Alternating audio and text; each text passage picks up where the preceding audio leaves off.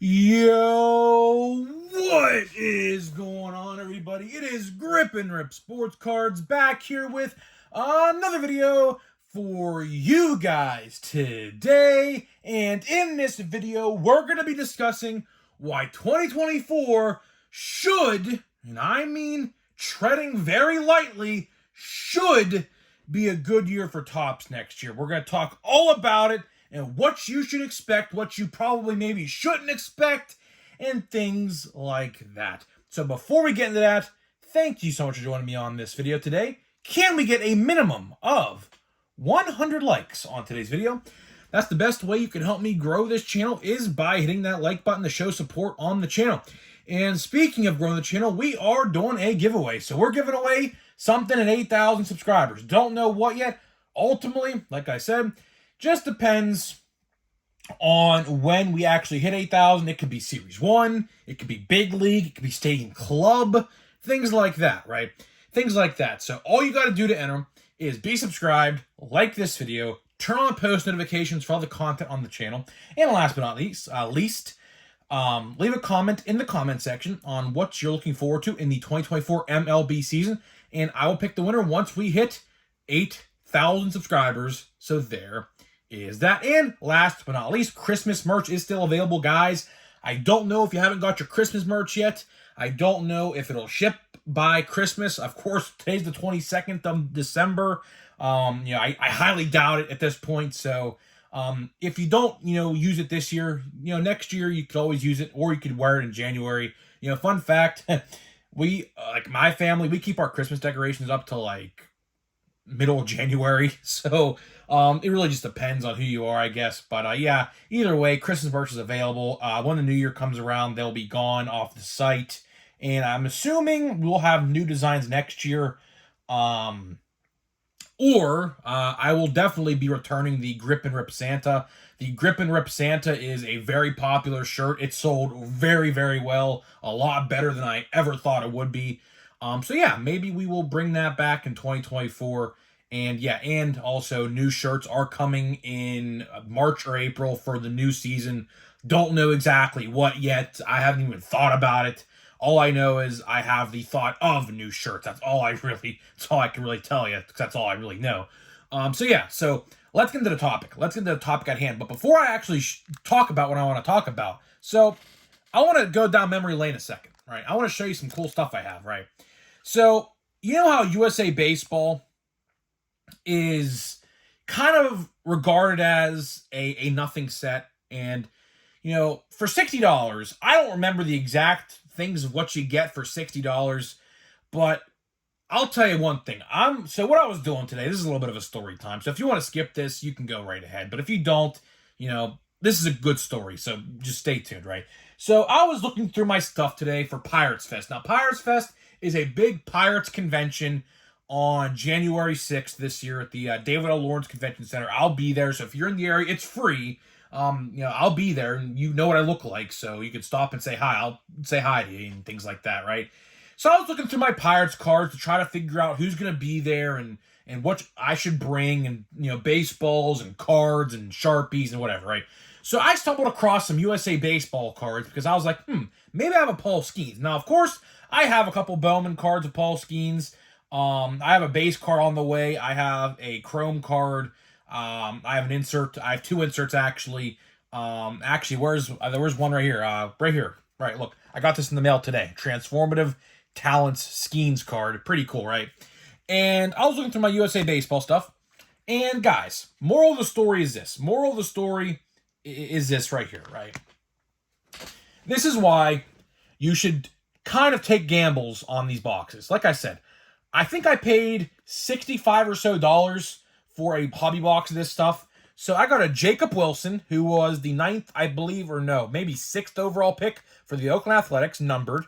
There's a Yamamoto card. That's not anything. Trey Morgan, who was an LSU champion with Paul Skeens, right? We got a Blake Mitchell, a 1st overall pick for the Tampa Bay Rays. And also we got a Jack Payton, who was, I think, a 7th round pick in the draft. Either way. And then, where's my Skeens? Okay, it's in my other stack here, so bear with me here for just one second. And then I saw, if I could find it, maybe I can't. I don't know where it went, of course. Just when I'm about to show it off. Maybe it's over here. I don't know. But either way, I had a really cool Paul Skeens card, a collegiate card. I don't know where I put it. I think it's over there, maybe. I don't know. But either way, I wasn't going to, take that to Pirates Fest with me anyway, so it doesn't matter. I was going to take a Bowman card or whatever to have signed. Obviously, you want to have him signed in a Pirates uniform, right? So the moral of the story is this. Don't sleep on USA Baseball. I bought a hobby box, right? And that is what I got off a hobby box. Now, at the time when I opened that, I probably had no idea the value of these players. But now, now I do. And I had Dylan Cruz and other players like Max Clark, who's called Maxwell Clark for whatever reason. But either way, moral of the story, next year, if you thought about maybe trying to dabble in some USA Baseball, you definitely should. You definitely should. Very, very shocking to me how I had these cards. I was looking through them. I was like, there's no way I got all of this out of one box. And I definitely did. So yeah, pretty cool. But let's get into the topic. I know I'm 6 minutes into the video. I'm sorry. It was a story time. So bear with me. Cool story. I just had to share it because I was really flabbergasted today. I was very, very flabbergasted, to say the least, of what I actually found. I was like, there's no way I had all this. But yeah, I do. But either way. 2024, we're only 9 days away from 2024. Believe it or not. I'll tell you this, man. 2023 went by very, very quickly. A lot quicker than I anticipated, to say the least. They say the older you get, the faster the time goes by. I really didn't believe that at first, but now I'm 22 years old, and I was reading some of the comments in yesterday's video. Yes, I'm 22 years old. Yes, I'm a college student. Yes, I go to college. I travel to and from sometimes. It all really depends, right? Yes, some people don't think I'm older than I sound, but yes, I'm 22 years old, right? Either way, 2023 just flew by. I don't know why. I really didn't do much this year. I hate to say that, but I really didn't. Very unproductive year on my end when it comes to like life things, like not like this, like YouTube stuff, but like life things.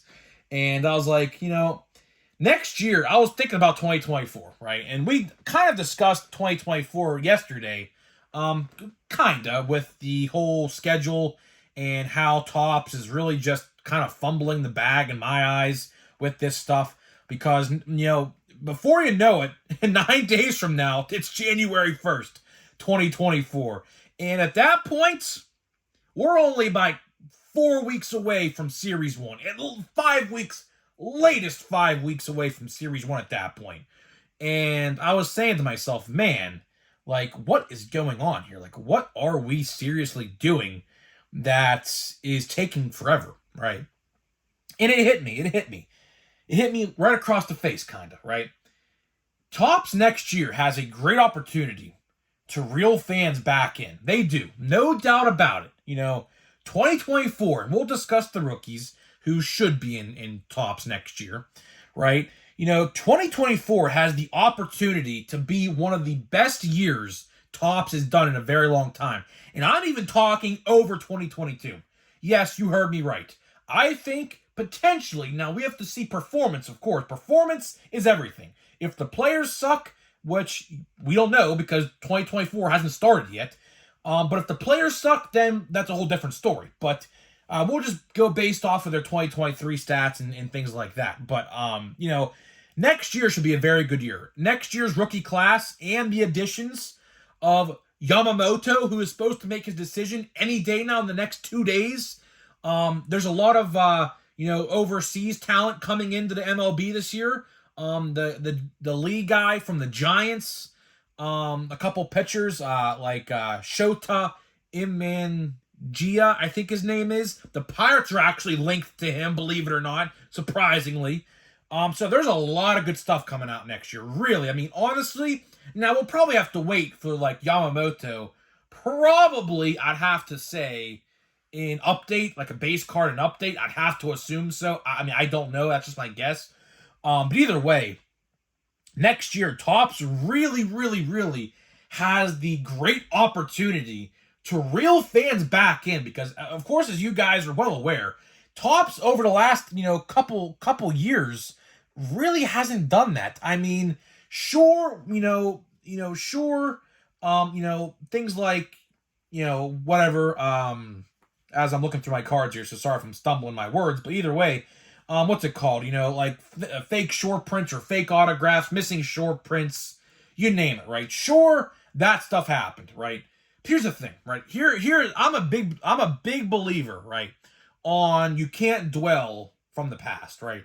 I am just a absolutely huge advocate, I guess to put it, for you can't dwell in the past. You can't.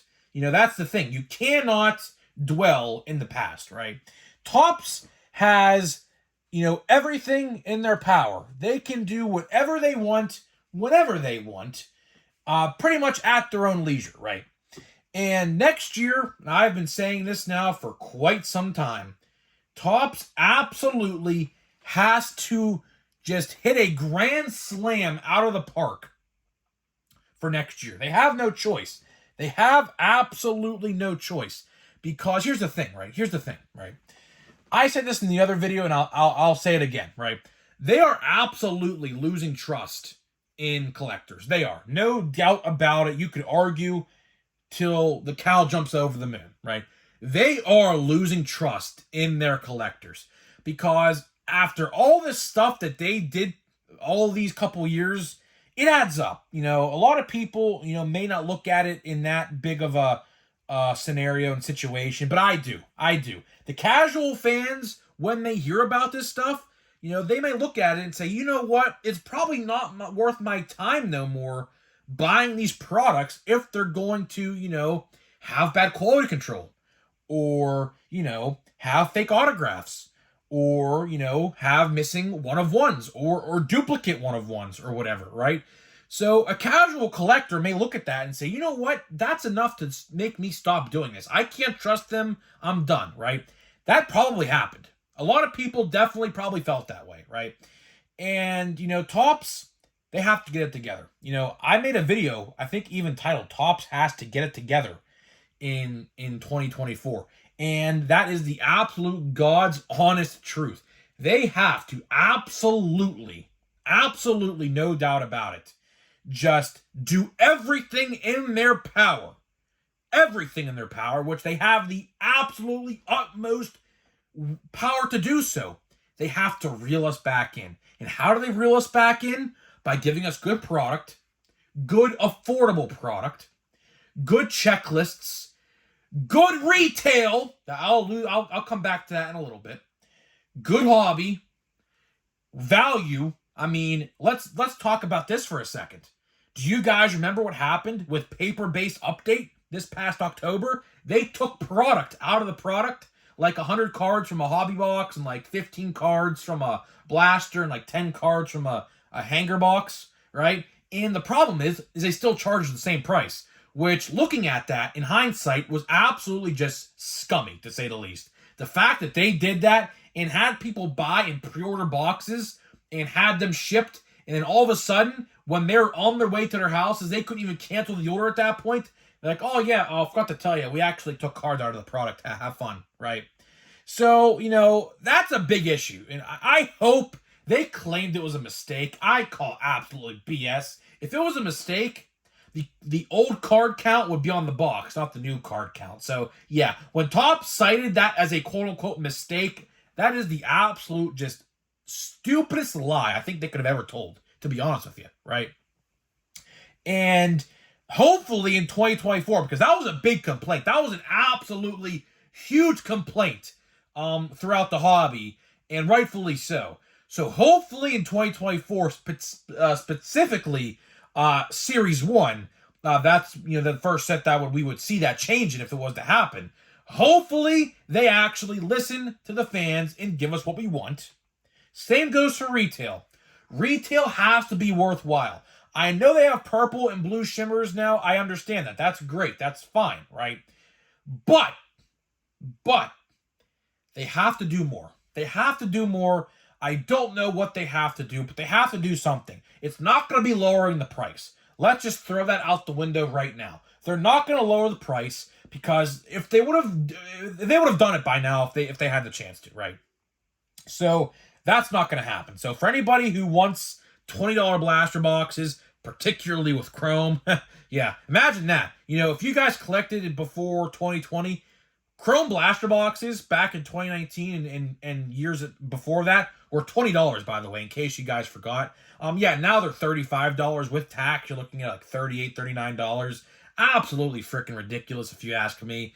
But either way, I wish we would go back to $20 blaster boxes. I think those days are good as gone. That is never going to happen ever again. So I don't even want to dream about it because it's just not going to happen. It's simply not going to happen, and that's just the moral of the story there, unfortunately. That's just the hard truth reality of the situation. But getting back to the checklist wise, like I said, 2024 has the absolute most potential in the world to be better than 2022. Now, 2022 is a very, very stacked rookie class. Of course, it took a hit from a certain player that I'm not even going to mention no more, who you all know who I'm talking to or talking about. I think he never plays a baseball game ever again. Not in the MLB, at least. Now, he might go back to his home country and maybe play there in like some recreational leagues or something, but either way, not my problem. I don't care. Whatever happens to him, whatever. Either way, I don't care. Thank God I never bought into his cards. I will say that right now. And I genuinely do feel bad. If you're a Rays fan or bought into his cards for super huge prices, I genuinely do feel bad for you because you probably lost a lot of money. But either way, next year's checklist should be pretty good. I mean, let's look at Series 1. Let's look at Series 1 and try to maybe dissect who could be in what product. So, obviously, the selling point of Series 1 is going to be Elly De La Cruz and Henry Davis. Both of those guys, honestly and truthfully, didn't really have the greatest seasons last year. Now, of course, Elly, has the star potential. I'm not second-guessing that at all. Henry Davis, first overall pick from 2021. So those guys should have some pretty decent years. There's also a couple rookies. Who's the guy from the Rangers? Oh, now I'm drawing a blank. Now I'm drawing a freaking blank. But either way, I just thought about the guy. He was in the playoffs for the Rangers. He played like 5 games in September. That guy, I know you guys probably know who I'm referring to. I forget the guy's name. He's 21 years old. I forget. But either way, he'll be in Series 1, I would like to assume. Maybe not. Maybe not now that I'm thinking about it, but maybe. I don't know. It ultimately just depends on how many rookies are going to be getting the call-up, I think. But either way, I think we'll be in Series 2. Series 2 for sure. No doubt about that. But you got Pete Crow Armstrong, Jason Dominguez, although he's going to be out for like half the season next year. Series 2, he will definitely be in Series 2. And he will probably be back around the time when Series 2 comes out. So his card value really shouldn't take a hit right there for his true rookie cards. You got Pete Crow Armstrong, like I said. Noel V. Marte. Encarnacion Strand, or Christian Encarnacion Strand. Very, very good. The NL Central alone, with my division, is going to have so many good rookies. I believe Mason Wynn, I could be wrong on that. I think Mason Wynn for the Cardinals had a couple games as well at the end of the year. I could be completely wrong on that, but I'm pretty sure he did. So he'll probably have a rookie card in Series 2 as well. You have Endy Rodriguez, Nick Gonzalez, hopefully Paul Skeens an update. Hopefully. I'm not gonna be hopeful for that though. I don't think if Paul Skeens gets called up, other than opening day. So if he don't make the opening day roster, I don't think he's gonna be an update, unfortunately. That's just kind of their new rule of thumb. Back in the day, I think the deadline was like June 1st or July 1st, but now what they're doing is basically if you're not on the opening day roster as a call-up, you're not getting a card until the next year. For whatever reason, it's very stupid. I understand it's a very stupid and convoluted system. But either way, update next year should be pretty good as well. Yamamoto, of course, going to carry that set for now. Another player to look out for, and I've been calling this for a couple weeks now, Jackson Holliday. I think Jackson Holliday has a great shot, depending on the spring training performance. He could be up opening day for the Orioles. I firmly do believe that. I firmly believe that. So that's another guy to look out for. But other than that, I really couldn't name you any guys who are probably getting the call-up next year other than those two. Yamamoto is a free agent signing, but either way, you get what I'm saying. But next year should be pretty good. The moral of the story is this. Moral of the story is this, right? Next year is going to be very good. Rookie-wise, very good. And I said it in yesterday's video, and I'll say it again. Make sure you guys save up money for Chrome in July. Or whatever. Put money aside, save up, or whatever. Because I promise you, I absolutely promise you, you're not going to want to miss out on that set. That set with the buyback promotion, I'm assuming, coming back, which, the buyback promotion has been very successful for Topps the last 2 years, so why wouldn't they bring that back? Either way, very good. Checklist, odds, who knows? They could print that stuff to the moon for all I know, ultimately. But guys, that's pretty much all I got for you. And now, let's get into some packs. So, we're going to open our last box of Holiday. We're in the last box of Holiday. I opened it up already just to get the cellophane wrap off of it. And the ornament we got, look at this. Tatis. Now, some people don't like Tatis no more. I'll tell you what. I don't really put it, I don't really care about what Tatis did. It wasn't intentional. That's just, he was using it for like a mosquito bite or something or whatever. Some mosquito anti-itch medicine or whatever. I don't really put that against him, if I'm going to be honest with you. Fun fact, I actually have an autographed bat of his. You don't see it in the video, obviously, but I got it for Christmas, actually, in 2021, so almost 2 years ago now, to the day. But I got what's it called? A Tatis bat, which was really, really cool. So, let's see what we got here. Let's see what we got. We're still looking for some good rookies, man. We haven't really pulled all of the good rookies yet. I don't think I pulled a Corbin Carroll, just naming off the top of my head. I don't think I pulled an Adley Rutschman yet. The correlations of my first two boxes were very similar to each other, so hopefully these are different, and it looks like they are different, luckily, so far.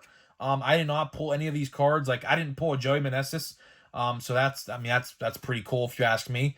Vaughn Grissom, I did not have one of him. I had a Machado, so that's the same. Bryce Miller, I did not pull one of his. Bregman, I don't think I had, and Greinke, I don't think I had. So that pack was pretty much all new. So that's a good sign for me, at least, because now, hopefully, I can get the other 200 cards of the checklist, or at least close to it. And we're going to open Chrome Update. Chrome Update, I think I have 8 packs or so left. So when the new year comes along, we're going to be opening Draft. I have 9 packs of Draft from Christmas I'm getting. So hopefully, what is this? Second. Okay, let's see what we got here. I don't think it's nothing, but let's see what we got. We got, who is this? Is it Michael Harris? I think it is Michael Harris. Yes, it is. Michael Harris. Future star. That's pretty cool. And then we got a refractor of... I have no idea who this guy is. Emmanuel, who is that? Valdez, I have legitly no idea. And Christopher Morel, rookie debut. So, not a bad pack. Not a bad pack at all. I just don't know who this Valdez guy is. His average OPS 258, 806. Not bad from the looks of it at first glance. So, who knows? He could be something. Emmanuel Valdez. I'll have to ask my buddy. My buddy is a Red Sox fan, so I might have to ask him what that guy's all about. So, guys, I'm getting out of here. Let me know what you think about this subject. Can 2024 be great? Could it be a flop? I'd love to know what you guys have to think about the situation, and I'll see you guys in the next video.